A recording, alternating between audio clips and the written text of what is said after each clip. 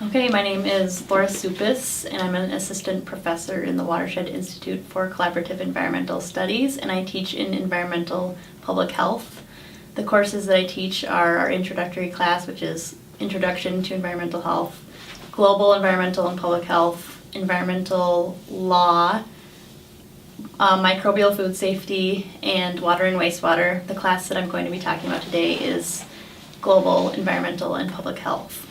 Yeah, so the class focuses on disease disparities worldwide. So there are different diseases that affect populations in developing countries compared to developed countries. So in developed countries, we see a lot of chronic disease. In developing countries, we see communicable diseases. So the class has a global spectrum of disease, mostly focusing on low socioeconomic populations, so people living in poverty.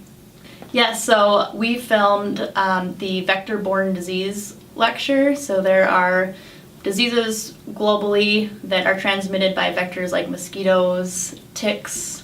The kissing bug is a common one. So those diseases that are transmitted: malaria, dengue fever, yellow fever, Chagas disease, and they affect, again, populations that are living in poverty, low socioeconomic populations. All right, so some examples. So malaria, one group in here is talking about malaria. So malaria is caused by a parasite that's carried internally in mosquitoes. Our guest speaker on Tuesday is going to talk a lot about malaria. Dengue is another type of mosquito-borne disease. So mosquito is the vector, dengue is the disease. West Nile, so this is a virus that lives inside mosquitoes. Lyme disease, this is a bacteria that lives inside ticks, very common in the Midwest. Rocky Mountain spotted fever, another type of disease that's carried, that's a bacteria that's carried by ticks.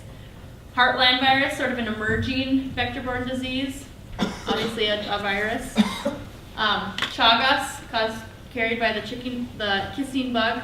And then we'll focus on, in that course lecture, the Millennium Development Goals, which are goals developed by the United Nations, World Health Organization, and some other organizations to combat some diseases that are transmitted by vectors, specifically malaria. So that's what we focused on in class. Environmental public health is, I like to think, it's a major on campus that is, it's not a lot of people know about it, and we like to try to get the word out because the students who do join our major do have a true passion for it. So, and what environmental health is, it's the study of exposures that humans have to their environment. So whether it's contaminants in air, water, food, soil, anything in our surrounding environment. So public health is the prevention of disease. So we work on preventing exposures to those harmful contaminants in our environments.